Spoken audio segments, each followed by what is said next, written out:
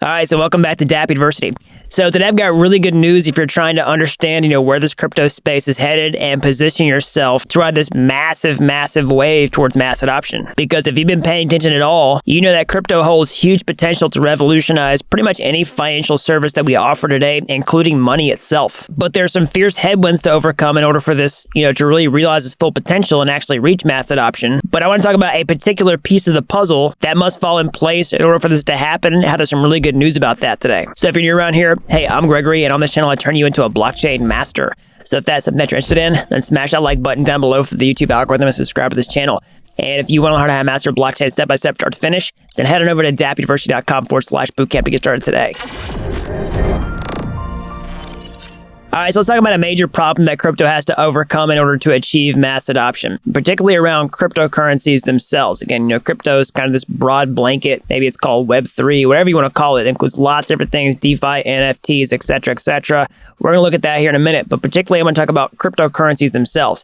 So one of the biggest headwinds to cryptocurrencies actually reaching, mass adoption is regulatory uncertainty. What do people who are, in charge of the countries that you and I live in think about cryptocurrencies? So what are the existing laws now? What are the implications for them on cryptocurrencies? And what about laws that are going to come out in the future? So we actually have some news that sheds light on some of that. It actually gives us some regulatory clarity. And now, in my opinion, this is good news for crypto. So I want to talk about two different things, explain what they are, and then kind of break them down so you can understand and connect the dots and see why they're important. So the first is a transcript from U.S. Treasury Secretary Janet Yellen's testimony before the Senate Banking Committee that just happened this past week, where the topic of crypto came up, particularly around stablecoins. So one highlight from Yellen's testimony is that stablecoins can result in some greater efficiencies if adequately regulated. Now, I know that's just one small little excerpt out of a much larger context, but there's actually a lot inside that one fragment alone that I want to talk about, in addition to this Reddit post that I saw come out recently as well,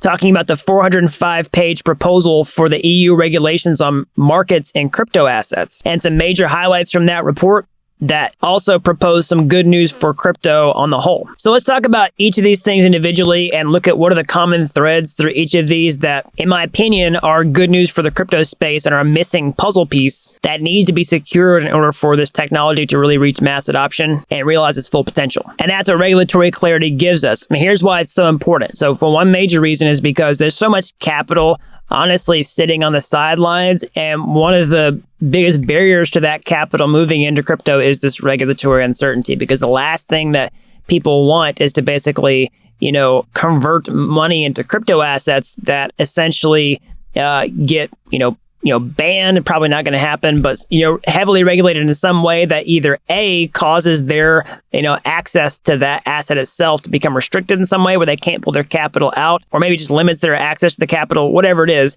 or two, that regulations come onto the scene and absolutely tank the value of crypto assets themselves, causing them to lose, their principal that way. And so that's what regulatory clarity gives us. All right. So let's look at what some of this regulatory clarity is. So it's not complete clarity on exactly what's going to happen, but at least it's a hint at the attitude here, right? So Treasury Secretary Yellen says stablecoins can result in some greater efficiencies if adequately regulated. So it's a nod to the benefit of blockchain technology, particularly around stablecoins, but also saying that this is needs regulation in order to function. And so we have some, greater regulatory clarity, at least what the attitudes are, not necessarily final regulations, but some attitudes on what, how crypto should be regulated in the EU with this proposal that I talked about a minute ago. So let's look at some high-level bullet points out of this. They break each crypto down into different categories and say, hey, what's our attitude on this type of crypto, on that type of crypto, okay? Because again, crypto is a pretty broad blanket. Web3 is a huge category, and there's all these different things underneath that big umbrella.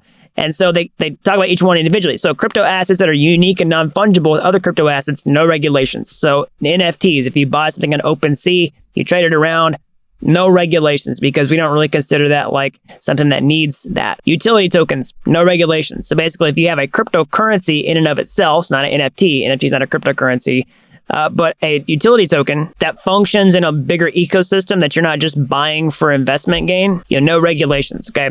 So basically, crypto assets given away for free, so maybe like airdrops, et cetera, no regulations. So crypto assets that are automatically created as a reward for the maintenance of a distributed ledger technology or validation of transactions in the context of a consensus mechanism. So like validators, all right, at layer 1 blockchains, no regulations. So that's great for like Ethereum if you're staking it, or any other layer 1 blockchain where you can stake it. All right, so here's the other categories talking about regulations.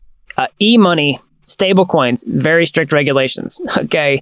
Asset reference tokens, also stable coins, very strict regulations. Okay. Exchanges, custodians, strict regulations. This report goes on and on. So I don't want to talk about every single thing in here, but I really want to focus in on the stable coins piece of this, because this is a common thread with the comments from the Treasury Secretary we saw a minute ago. So basically what we're seeing here is pretty relaxed or no regulations on most things in crypto yet. All right. But a lot of desired regulation on stablecoins. Okay, so why is this good in my opinion? Air quotes good. Well, for a couple reasons. It looks well because I'll put it this way. So in my opinion, I think that crypto can exist just fine without regulations. Okay, but I'm also a realist to think that basically anybody who's in government right now is going to try to regulate cryptocurrencies. And so if that's true and you can't really do anything about it, then the best possible compromise is the least amount of regulation possible. And so that's what we're seeing here from the EU report, is like basically most things in crypto not getting regulated, but a tight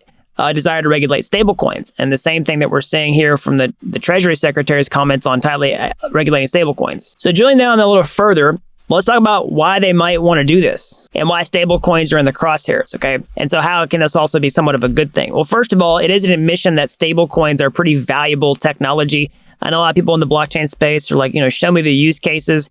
People are saying that less now these days because there's kind of an abundance of use cases that we didn't have 2 years ago. People were saying 2 years ago all the time, what are the use cases for crypto? Stablecoins are a great one because it's better, faster, cheaper than the financial rails that we have today.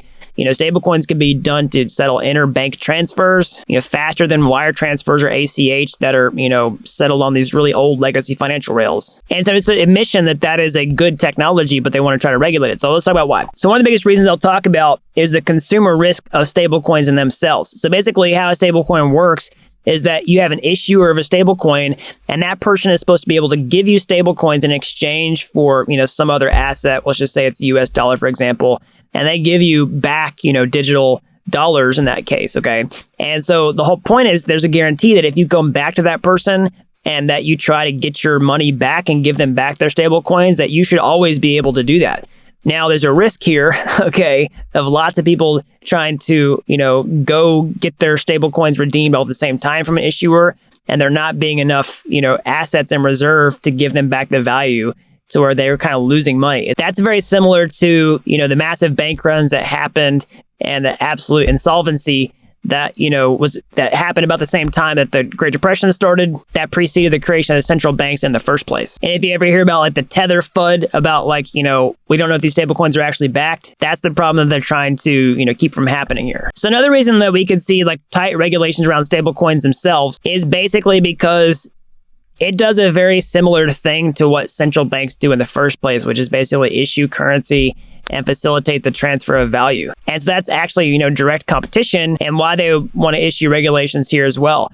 So the final thing is not just regulations, is that they want to have an answer to this, okay? So going back to the, quote we saw earlier, stable coins can result in greater efficiencies if adequately regulated.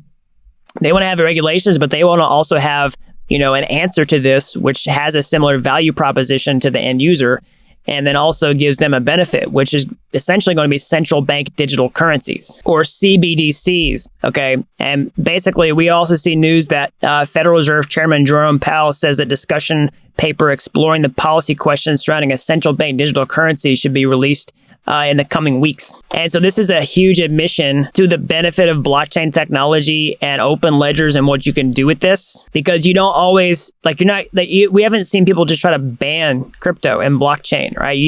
We push towards regulations, because you don't try to ban something that A, you either can't, or B, can actually give you some benefit as well in the long run. And that's where the central bank digital currencies come into play. And so in summary, how is this a good thing for crypto long term? Because I know a lot of people don't want crypto markets to get regulated.